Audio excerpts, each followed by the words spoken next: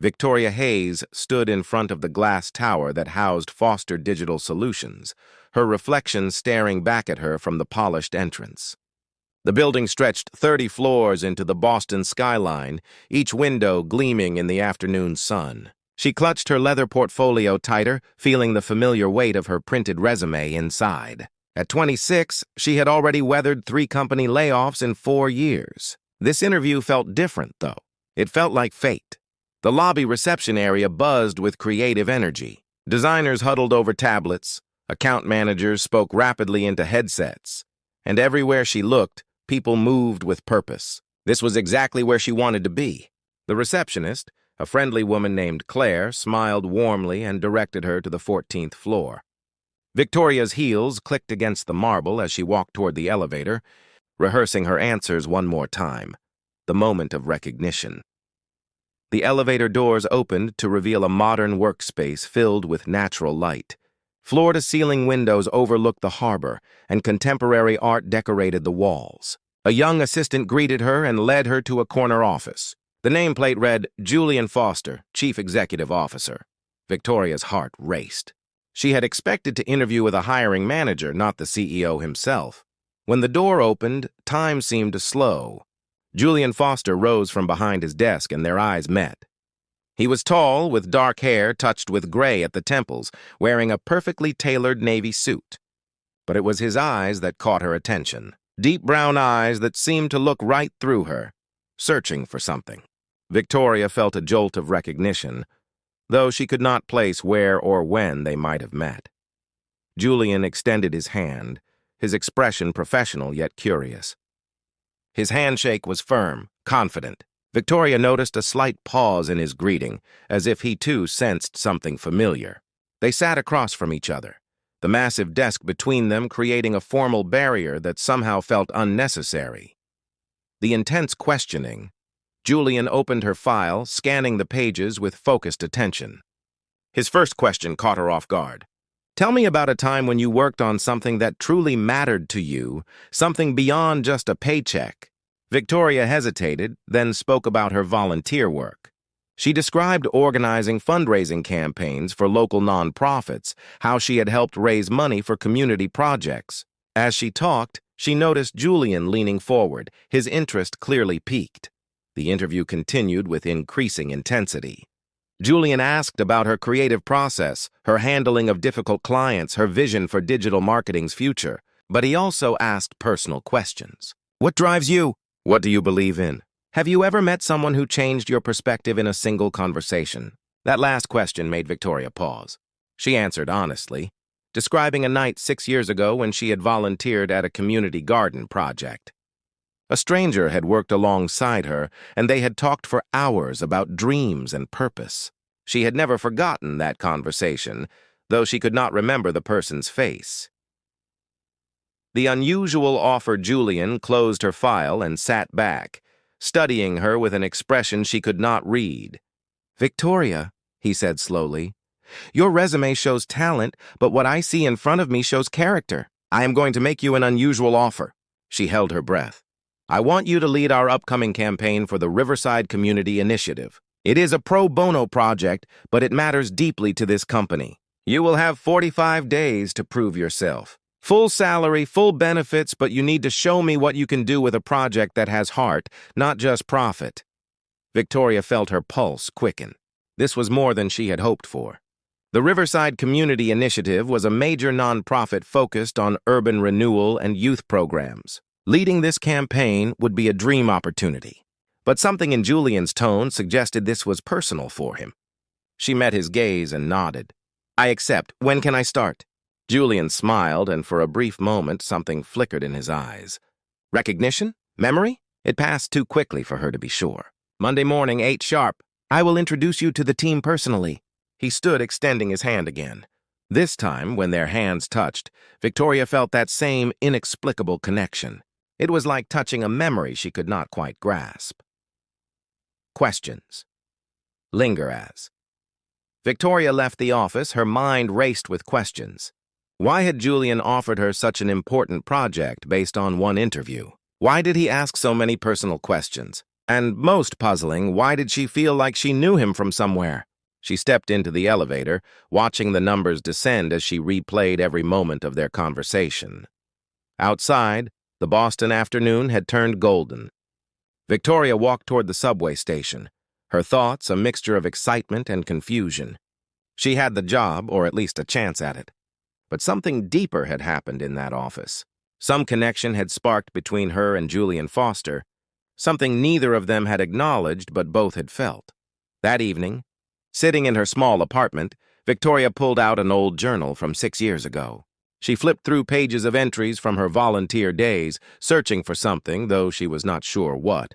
There, in faded ink, she found an entry about a community garden event. She had written about meeting someone special, someone who understood her dreams. But she had never written down his name. The entry ended with a single line that made her heart skip. I wish I had asked his name. I feel like I just met someone who could change everything. Victoria closed the journal, staring at the date. 6 years ago. The same time frame Julian had seemed so interested in. Coincidence? Or something more? She would find out soon enough. Monday was only 3 days away. Monday morning arrived with a mixture of anticipation and nervous energy. Victoria walked into Foster Digital Solutions wearing her most professional outfit, a charcoal gray suit that made her feel capable and ready. The office seemed different now that she belonged here, even if temporarily. Julian met her at the reception area, his demeanor warm but businesslike. He introduced her to the team, a diverse group of creative professionals who welcomed her with genuine enthusiasm. Her workspace was situated in an open area near the creative department, with a clear view of the harbor. Julian had arranged for her to have access to all necessary resources and a dedicated team of 3 designers and 2 copywriters. The Riverside Community Initiative project files sat on her desk, thick folders filled with details about youth programs, urban gardens, and community centers. As she dove into the materials, Victoria felt the weight of responsibility settle on her shoulders. This project mattered, not just for her career, but for the community it would serve. Unexpected attention.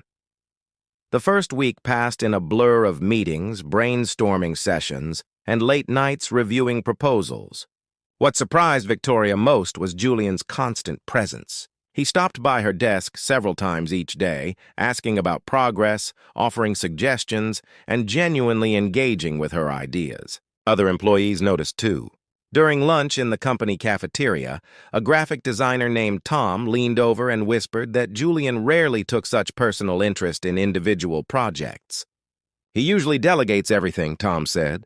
But with you, he seems different. Victoria tried to dismiss the observation, focusing instead on creating a compelling campaign strategy. The Riverside Initiative needed more than just advertising. It needed a story that would connect with donors and volunteers on an emotional level. She worked on developing a narrative about second chances, about communities coming together to build something meaningful. Each afternoon, Julian would review her work, and their discussions would stretch longer than necessary. They talked about the campaign, but they also talked about life, dreams, and the moments that shape who people become. Late-night conversations by the second week, Victoria found herself staying late most evenings. The campaign deadline loomed, and she wanted every detail perfect. On Wednesday night, as the office emptied and darkness fell over Boston, Julian appeared at her desk carrying 2 cups of coffee. "You are going to exhaust yourself," he said gently, setting 1 cup beside her laptop. "Take a break." They sat together in the quiet office, the city lights twinkling through the windows. Julian asked about her background, her family, and her passion for community work. Victoria found herself opening up in ways she rarely did with colleagues. She told him about growing up in a small town, about her mother who taught her that success meant nothing if you did not use it to help others. Julian listened intently, his eyes never leaving her face. Then he shared his own story. 6 years ago, he explained, this company was just starting. I was working around the clock, forgetting why I went into business in the first place. Then one night, I volunteered at a community project. I met someone there who reminded me what really mattered. That person disappeared before I could even get their full name, but the conversation changed my whole perspective. That is why projects like Riverside Initiative are important to me. Victoria's heart began to race. A community project. 6 years ago, someone who disappeared. The pieces were starting to align, but she could not let herself jump to conclusions. "What kind of project was it?" she asked, trying to keep her voice steady. "A community garden," Julian replied softly. "We were planting trees and building raised beds for vegetables. It was simple work, but the conversations that night were anything but simple." The co-worker's warning. The next morning, Victoria arrived early, her mind still processing Julian's words. She was reviewing campaign mock-ups when Rachel, a senior marketing director, stopped by her desk. Rachel was in her 40s, polished and professional, with a reputation for being direct. She sat on the edge of Victoria's desk and studied her with knowing eyes. "I have been watching you and Julian," Rachel said without preamble. "I have worked here for 8 years, and I have never seen him act this way." Victoria felt her cheeks flush. "What do you mean?" Rachel smiled sympathetically. 5 years ago, Julian went through a difficult time. He had fallen for someone, spent just one evening with this person at some volunteer event. When she vanished without a trace, he searched for months. Hired investigators, posted online, checked every volunteer organization in the city. He never found her, and it changed him, made him more guarded. Victoria felt the room spinning. Could it really be possible? Rachel continued, looking thoughtful. "When you walked in for that interview 2 weeks ago, something shifted in him. I saw it immediately. Just be careful. Whatever's happening between you two, it is complicated. Past and present are tangling together, and someone could get hurt." Project Crisis. That afternoon, disaster struck. The primary donor for the Riverside Initiative pulled out unexpectedly, citing budget concerns. The campaign needed to be completely restructured to attract smaller, more numerous donors instead of relying on corporate sponsorship. Victoria felt panic rising in her chest. She had 3 weeks left in her trial period, and the entire strategy needed to change. Julian called an emergency meeting in the main conference room. The whole team gathered, tension thick in the air. Victoria presented the problem and then, taking a deep breath, proposed a bold solution. Instead of traditional advertising, they would create a grassroots movement. Social media storytelling, community events, personal testimonials from people whose lives had been changed by Riverside programs. It would require more work, more coordination, but it could be more powerful than any corporate check. The room fell silent. Then Julian smiled, the first genuine, unguarded smile she had seen from him. "That is exactly the kind of creative thinking we need. Let us make it happen." The team erupted in excited chatter, already brainstorming ideas.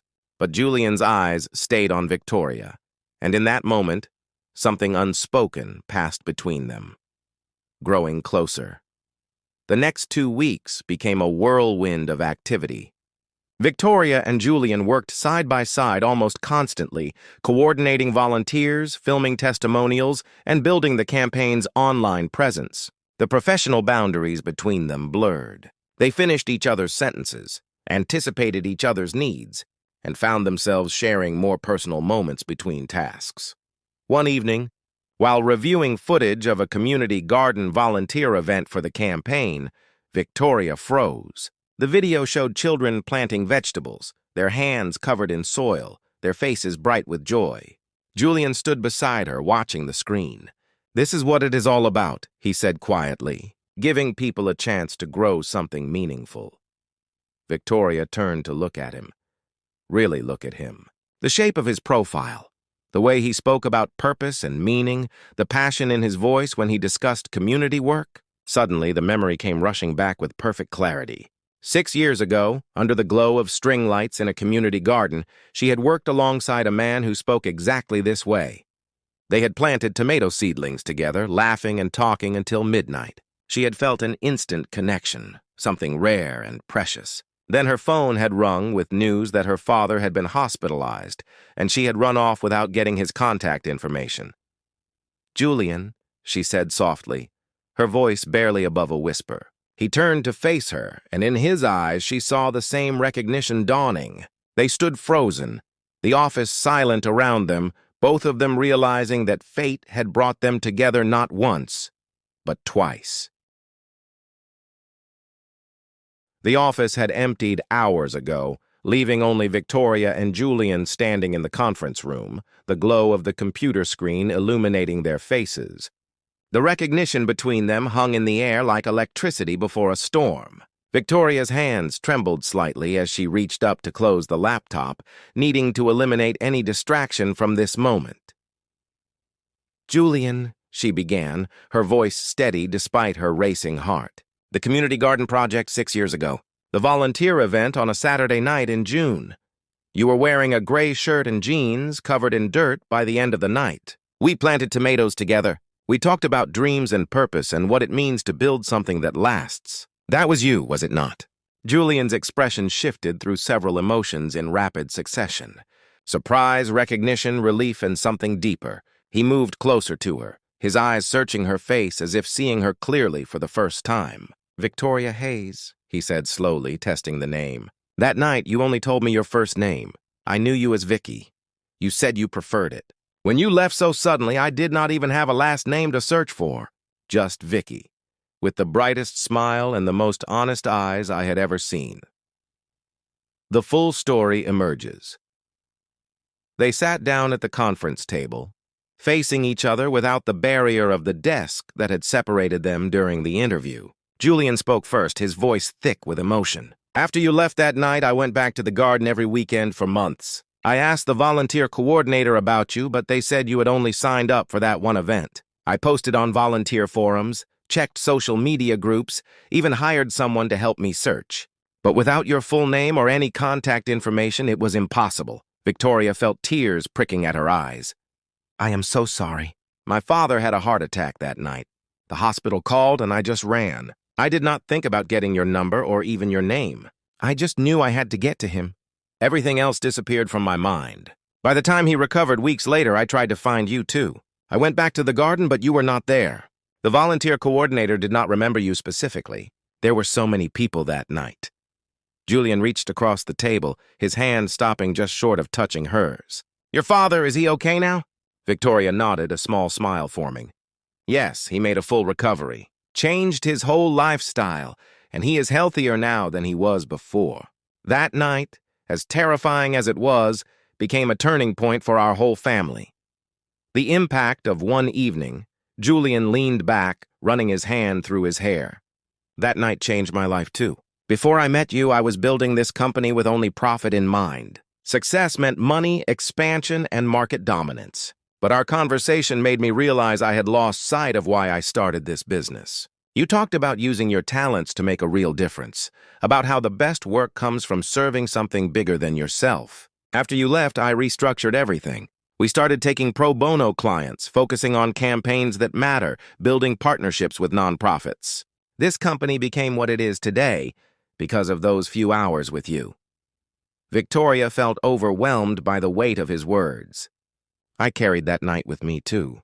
You asked me a question that I have never forgotten. You asked if I was brave enough to pursue work that scared me, work that mattered so much I might fail at it. That question pushed me to take risks in my career, to choose meaningful projects over safe ones. Even when I got laid off multiple times, I kept searching for opportunities that had purpose. That is why I applied here. Foster Digital Solutions has a reputation for campaigns that change communities, not just sell products."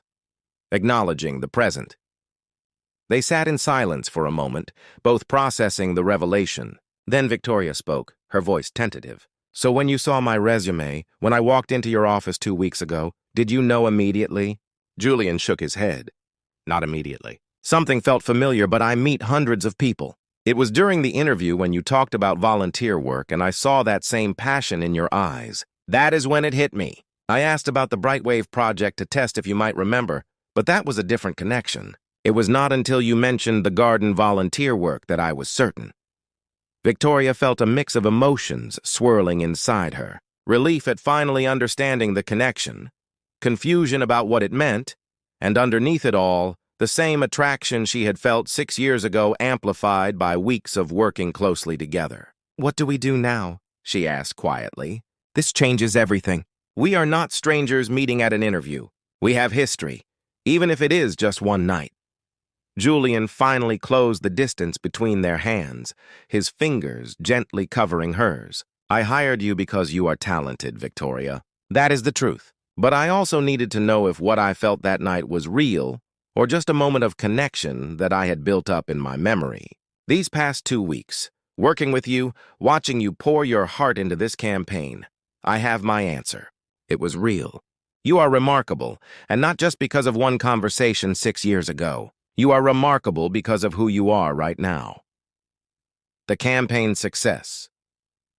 The following week brought the culmination of their hard work. The Riverside Community Initiative campaign launched with a powerful social media presence. Personal stories from community members flooded the internet, each one highlighting how second chances and community support had transformed lives.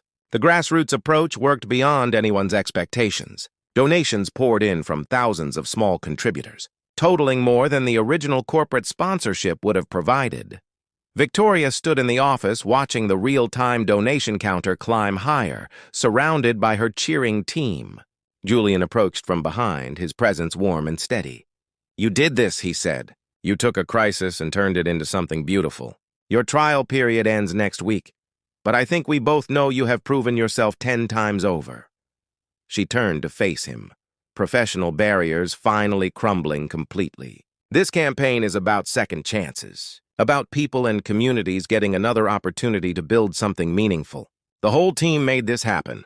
Julian smiled, that same genuine smile she remembered from the garden. "Maybe we deserve a second chance too, not as CEO and employee, but as two people who found each other twice against impossible odds." New beginnings that evening. They walked together through Boston Common, the spring air carrying the scent of blooming flowers. They talked about everything, filling in 6 years of stories, dreams achieved and dreams deferred, lessons learned and mistakes made. The conversation flowed as easily as it had that first night. But now it was grounded in reality rather than the magic of a single evening. Victoria stopped at a bench overlooking the pond, the setting sun painting the water gold. "I used to think that night was just a beautiful memory, something to hold on to but never recapture. But maybe some connections are meant to find their way back to each other. Maybe fate gives us second chances when we are finally ready for them."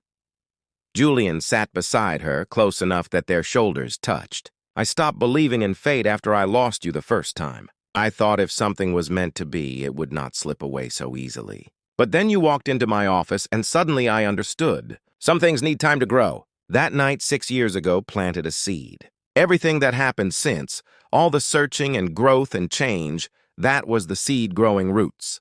Now we are ready for what comes next. They sat together as the sun dipped below the horizon, the city lights beginning to twinkle around them. The past had brought them together twice. The present had given them the chance to truly know each other, and the future stretched ahead, full of possibility. Victoria had come looking for a job and found something far more valuable. She had found the missing piece of a story that began 6 years ago, a story that was only now ready to be written in full. Julian took her hand, no hesitation this time. "Tomorrow, we go back to being professional at the office. The team does not need to know our history yet. But tonight, can we just be two people who refuse to let fate slip away again?" Victoria squeezed his hand, her heart full. "Tonight, and every night after this. We have already lost 6 years. I do not intend to waste another moment." The city hummed around them, full of life and movement, but in that moment, they existed in their own world. A world where second chances were real, where meaningful work and meaningful connections could coexist, where a single evening could echo across years and bring two people back together exactly when they needed each other most. This was not the ending of their story. It was finally truly the beginning.